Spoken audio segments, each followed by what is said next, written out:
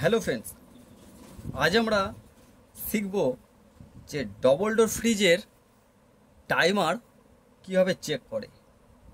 তো এটা হচ্ছে একটা ডবল ডোর ফ্রিজের টাইমার। তো এই টাইমারটাকে চেক করব কিভাবে, যে এর লাইন কোনটা কম্প্রেসারে যাচ্ছে এবং কোনটা হিটারে যাচ্ছে। তো খুবই সহজ এবং খুবই সরল একটা কাজ। তো আমরা এটা করে এখন দেখাবো। তো সর্বপ্রথম যেটা কাজ করবো আমরা, সেটা হচ্ছে একটা ওয়্যার নেব।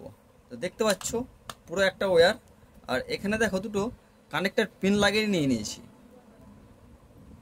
কানেক্টর পিন লাগিয়ে নিয়েছি।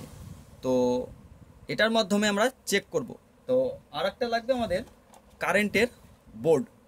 দেখতে পাচ্ছ আমরা একটা নিয়ে নিয়েছি কারেন্টের বোর্ড।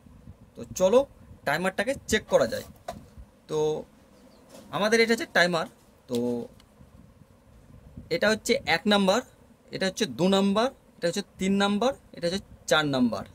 তো সর্বপ্রথম যে কাজটা করব সেটা হচ্ছে যেটা আমাদের নিউট্রাল পয়েন্ট, যে তারের নিউট্রাল পয়েন্ট, সেটা আমরা 1 নাম্বারে লাগিয়ে নেব।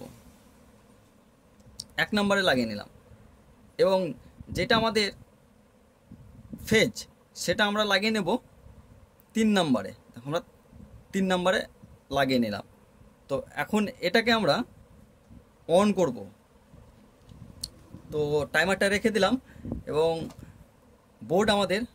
বোর্ডের প্লাগটা ভরে দিলাম। ভরে দেওয়ার পর সুইচটাকে আমরা অন করে দিলাম।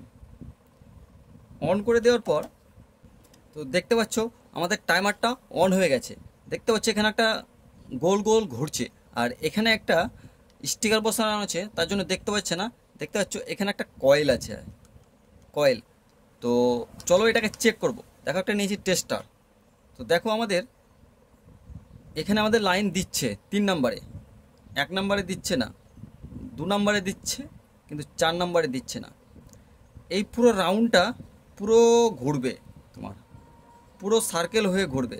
যতক্ষণিক এ টাইম নিচ্ছে, যতক্ষণ না এ অটো কাট হচ্ছে, এটা অটো কাট হয়ে গেলে এই পুরো লাইনটাকে বন্ধ করে দেবে। তো এটা হচ্ছে তোমার কম্প্রেসার লাইন। এটা হচ্ছে কম্প্রেসার লাইন। তো চলো তোমাদেরকে ঘুরিয়ে দেখাচ্ছি আমি। তো এটা পুরো ঘোরাতে হবে। তো এটা আমাদের পুরো সার্কেল করে ঘুরিয়ে নিব। এবং দেখতে পাচ্ছ এখানে একটা আওয়াজ হচ্ছে। পুরো সার্কেল করে ঘুরে নিলাম এবং এখানে একটা আওয়াজ হবে।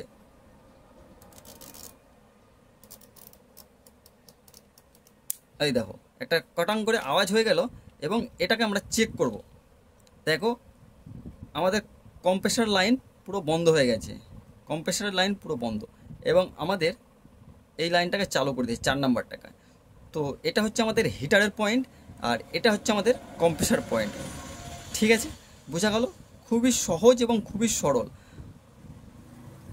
এটা হিটারের লাইন, এটা কম্প্রেসার লাইন। আবার যখন টাইমারটাকে একটু কাট করে দেবো, ঘুরিয়ে দেবো, তখন আবার হিটারের লাইন ছেড়ে দিবে। কাট হয়ে গেল, আবার হিটারের লাইন ছেড়ে দিবে। দেখো হিটারের লাইন ছেড়ে দিয়েছে এবং কম্প্রেসার লাইন অন করে দিয়েছে। তো এটা চেক করা আমাদের খুবই সহজ এবং খুবই সরল। এর মাধ্যমে চেক করা যাবে, কোনো অসুবিধা নেই। আর কোনো রকম বুঝতে অসুবিধা হলে অবশ্যই কমেন্ট করে জানাতে পারো।